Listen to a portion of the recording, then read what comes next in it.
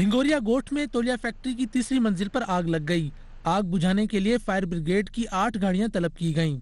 आग की शिद्दत देखते हुए फायर ब्रिगेड हुकाम ने इसे तीसरे दर्जे की आग करार दिया और शहर भर से फायर टेंडर्स को तलब किया गया, जिन्होंने कई घंटों की जिद्दोजहद के बाद आग पर काबू पा लिया। फायर ऑफिसर तहसीन अहमद के मुताबिक फैक्ट्री में जगह न होने के बायस स्नार्कल को आग बुझाने के लिए इस्तेमाल न किया जा सका।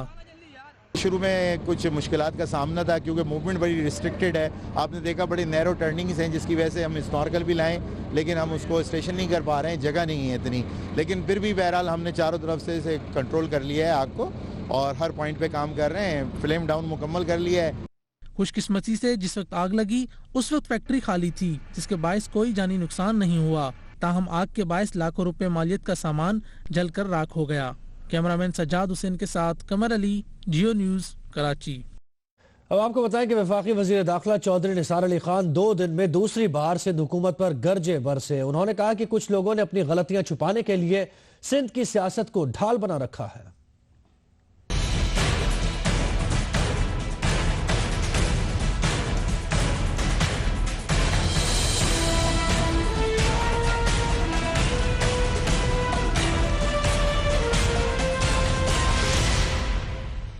कुछ लोगों ने अपनी गलतियां छुपाने के लिए सिंध और पाकिस्तान की सियासत को ढाल बना रखा है। कोई इदारा जवाब तलबी कर ले तो उसे सिंध पर हमले से तशबीह देते हैं। सिंध पर कोई इदारा या वफाकी हुकूमत हमला आवर नहीं, बल्कि सिंध की जमीनों और वसाइल पर काबिज लोग सिंध पर हमला आवर हैं। ये कहना है चौधरी निसार अली खान का। वजीर दाखिला का 2 रोज में दूसरा सख्त बयान सामने आया और इसमें उन्होंने सिंध हुकूमत को खूब सुनाई और अपने पर लगाए गए इल्जामात का जवाब भी दिया। कहा EOBI केस से लेकर TDAP तक, सुई गैस कंपनी से लेकर PIA तक इनकी कारस्तानियों और कारगुजारियों पर मबनी इंक्वायरी रिपोर्ट्स और अदालतों में केसेस पर किताबें लिखी जा सकती हैं। हद तो यह है कि उन्होंने हज और उम्रा को भी नहीं बख्शा। चौधरी निसार का कहना है कि वो असम्बली में हुकूमत पर एक जुबान पर तनकीद और दूसरी तरफ इसी जुबान से खामोशी से हुकूमत से भर्तियां, तबादले, मरात और मफादात लेने वालों के किरदार के बारे में क्या कहें। वजीर दाखिला का कहना है कि नैब खुद मुख्तार इदारा है, वफाकी हुकूमत की हिदायत पर कार्रवाई नहीं करता।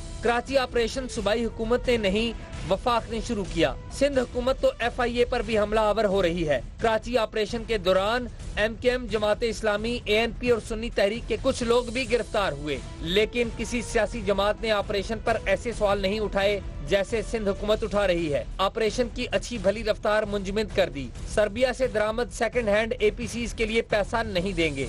चौधरी निसार कहते हैं कुछ लोग उनकी जात पर सियासी हमले करें तो वो जवाब देने का हक रखते हैं। वो बतौर अपोजिशन लीडर अपने जाती काम के लिए कभी वजीर आजम गिलानी के पास गए, न राजा परवेज अशरफ के पास। एजाज सैयद, जियो न्यूज़, इस्लामाबाद। वफाकी हुकूमत गवर्नर राज लगाए, इमरजेंसी लगाए या फिर असेंबली मुअत्तल करे, अब जंग दूर तक जाएगी, ये ऐलान किया अपोजिशन लीडर खुर्शीद शाह ने। वो कहते हैं बातें करने वाले 30 बार खान को 15 दिन किसी इदारे को दें तो हाथी से बकरी बन जाएगा।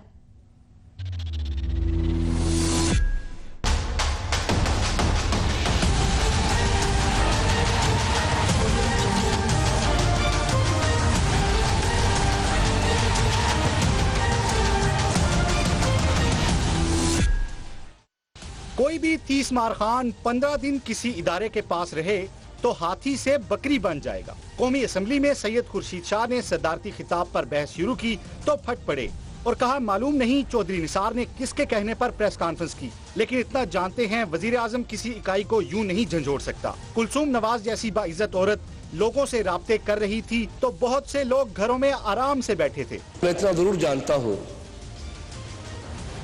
कि वजीर आजम कभी भी रियासत की एक इकाई को इस तरीके से नहीं झंझोड़ सकते।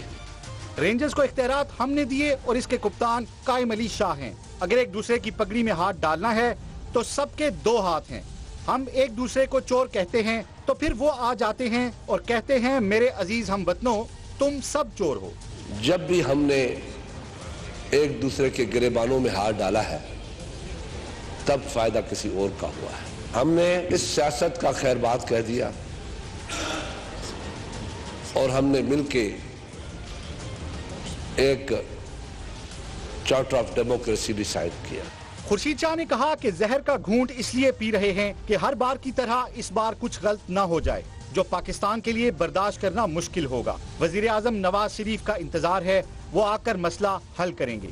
नुमाइंदा खुसूसी अरशद वहीद चौधरी के साथ Asif Bashir Chaudhry, Geo news, parliament house, Islamabad. Sindh assembly में रेंजर से मुताल्लिक करारदाद पीर को भी पेश नहीं की गई। ऑपोजिशन ने नाराज होकर हुकूमती अरकान पर चढ़ाई कर दी। इजलास के दौरान नारे लगाए, शोर शराबा किया और हंगामा किया। MQM ने एहतजाज में हिस्सा नहीं लिया। इजलास का अहवाल बता रहे हैं कामरान रजी। आप लोग नहीं चाहते कि हाउस चले, ये बिजनेस जो है ये इम्पोर्टेंट नहीं है।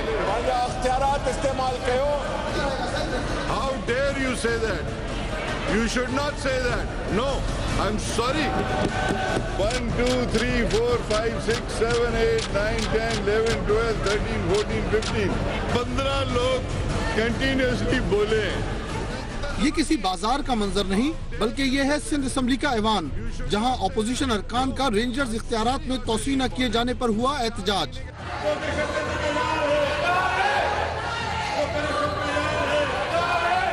इस जलती पर तेल का काम किया। जनाब स्पीकर की जानिब से कहे गए इन अल्फाज ने कि रेंजर्स से मुताल्लिक करारदाद तो आज के एजेंडे का हिस्सा ही नहीं है। उनका कहना था कि ऐवान का बिजनेस ज्यादा जरूरी है। बिजनेस कितना जरूरी नहीं है। How dare you say that? You should not say that. No, I'm sorry.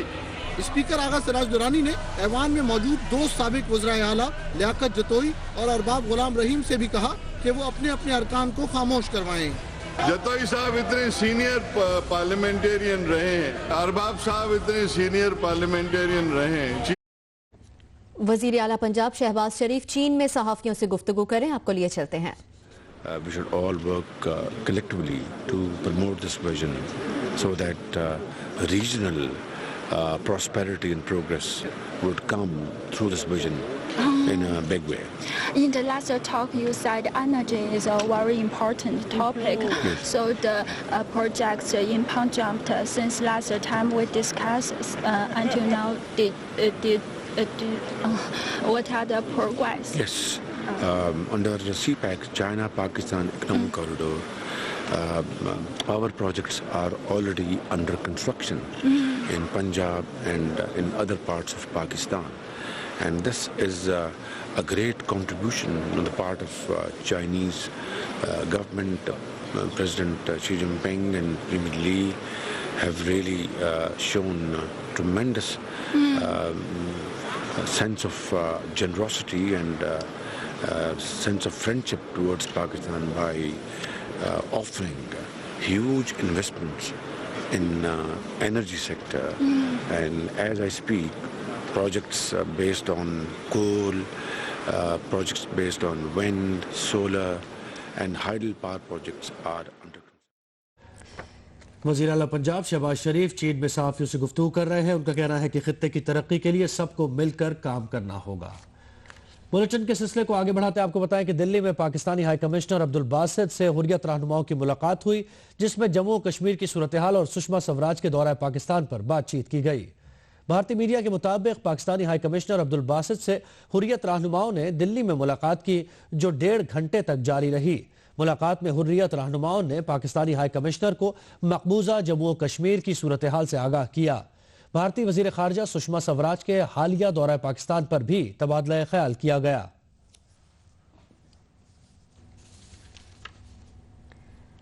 भारतीय वजीर खारजा सुषमा स्वराज ने कहा है कि पाकिस्तान से ताल्लुकात में दूरियां खित्ते में अमन और तरक्की की राह में हायल थीं। पाकिस्तान और भारत जामे मुज़ाकरात पर मुत्तफिक हैं। कश्मीर समेत तमाम हल तलब उमूर पर बात होगी। मुज़ाकरात होते ही बाहमी भरोसे पर हैं और कुछ अनासिर मुज़ाकरात सबुटैज करने के ख्वाह हैं। इश्तियाल में नहीं आना चाहिए। भारतीय वजीर खारजा सुषमा स्वराज ने भारतीय राज्यसभा और लोकसभा में पाकिस्तान से मुज़ाकरात के हवाले से ब्रीफिंग दी। उन्होंने कहा कि मुज़ाकरात को सबूताज करने वालों से इश्तियाल में नहीं आना चाहिए। अनइंटरप्टेबल डायलॉग होगा, ऐसा कभी होता नहीं है। हम लोग ये चाहेंगे कि जो सेबोटियर्स जिनकी आपने चर्चा की, जो रोकना चाहते हैं डायलॉग को किसी न किसी तरह से, उनसे प्रवोक ना हो और डायलॉग से ही रास्ता निकलेगा। और इसलिए इस डायलॉग से रास्ता निकालें, यही हमारा मत इसमें रहे। उन्होंने कहा कि पाकिस्तान और भारत कश्मीर और अमन सलामती समेत तमाम हल तलब मामलात पर बात करेंगे। पाकिस्तान से मुंबई हमलों की तहकीकात का मामला भी उठाया है। उन्होंने कहा कि मुज़ाकरात जब भी होते हैं बाहमी भरोसे पर ही होते हैं। बातचीत जब भी होती है भरोसा करके ही होती है। अगर तीसरे की किसी के मध्यस्थता स्वीकार नहीं तो बातचीत तो दोनों देशों को ही करनी होगी। और इसीलिए जो मैंने इसमें एक जगह पढ़ा कि जो हमारे रिश्ते पूरे क्षेत्र में खराब हो रहे हैं वो हमारे दोनों देशों की लगातार दूरी के कारण हो रहे हैं। सार्क उस तरह से टेक ऑफ नहीं कर पा रहा जिस तरह से बाकी दूसरी ग्रुपिंग्स कर गई, तो इसलिए इस दूरी को पाटना बहुत जरूरी है। भारतीय मीडिया के मुताबिक सुषमा स्वराज ने भारतीय वजीर आज़म नरेंद्र मोदी के आइंदा साल दौरा पाकिस्तान की भी तस्दीक की। लोकसभा में खिताब करते हुए उन्होंने कहा कि कौमी सलामती के मुशीरों की मुलाकात बैंकॉक में होने का ये मतलब नहीं कि मुज़ाकरात में तीसरे फरीक को मुलविस किया गया है। सुषमा स्वराज की ब्रीफिंग के मौके पर भारतीय अपोजिशन ने वही किया जो कभी ऐसे मौके पर खुद बीजेपी किया करती थी, यानी शोर शराबा। इस शोर शराबे में अहम तरीन किरदार कांग्रेस ने अदा किया। एक मिनट, स्वागत बाबू, स्वागत दा। और अब खेल के मैदान का अहवाल जियो स्पोर्ट्स में। Geo sports is brought to you by जो बनाए ज्यादा झाग और मिटाए ज्यादा दाग, वो भी सिर्फ 10 रुपए में। वाह क्या बात है बोनस की।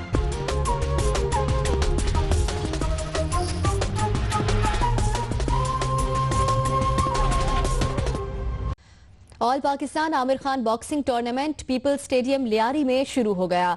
इवेंट का इफ्तिताह DG rangers major general Bilal Akbar ने किया। उनका कहना था कि लियारी को फिर से खेलों का मरकज बनाएंगे।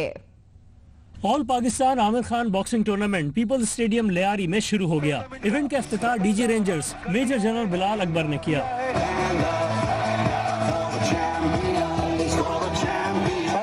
इस मौके पर उन्होंने कहा कि रेंजर्स और पुलिस की अनथक मेहनत से कराची में अमन कायम हुआ। लियारी को भी दोबारा से खेलों का मरकज बनाएंगे। लियारी की पहचान दहशतगर्दों का गढ़ नहीं बल्कि खेल है। लियारी ने बॉक्सिंग और फुटबॉल के कई नामवर खिलाड़ी पैदा किए। आज लियारी में अल्लाह की मेहरबानी से, आप सब के तावन से, पाकिस्तान रेंजर्स सिंध की मेहनत से, कराची पुलिस की मेहनत से आज हालात ऐसे हैं कि हम सारे बैठकर कराची की बॉक्सिंग की रौनक को वापस लाने की एक भरपूर कोशिश कर रहे हैं।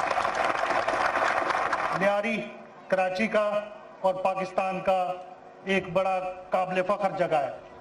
लियारी ने स्पोर्ट्स के मैदानों में फुटबॉल, बॉक्सिंग बहुत सारे खिलाड़ी पैदा किए।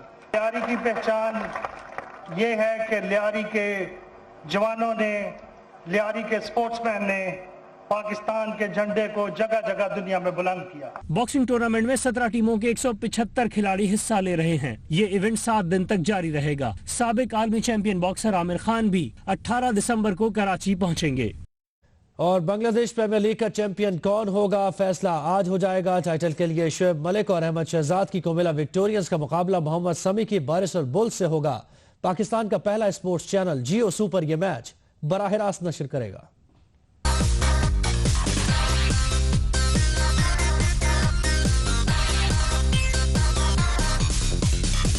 मीरपुर के शेरे बंगला स्टेडियम में आज भी लगेगा क्रिकेट का मेला, जहां मध्य मुकाबल होंगी बारिसाल बुल्स और कोमिला विक्टोरियंस। दोनों टीमों के दरमियान होगा टाइटल के लिए मुकाबला। फैसला कुन मार्के में मोहम्मद समी की बाउंसर्स का सामना करेंगे अहमद शहजाद। फिर शुएब मलिक भी समी के निशाने पर होंगे। अपने आखिरी मैचेस में कोमिला बारिसाल बुल्स ने रंगपुर राइडर्स को शिकस्त से दोचार किया। टाइटल के लिए होने वाला ये मैच शुरू होगा 5:30 बजे और पाकिस्तान का पहला स्पोर्ट्स चैनल जियो सुपर इसे बराह रास्त नशर करेगा। सिर्फ जियो सुपर पे जीत के जियो।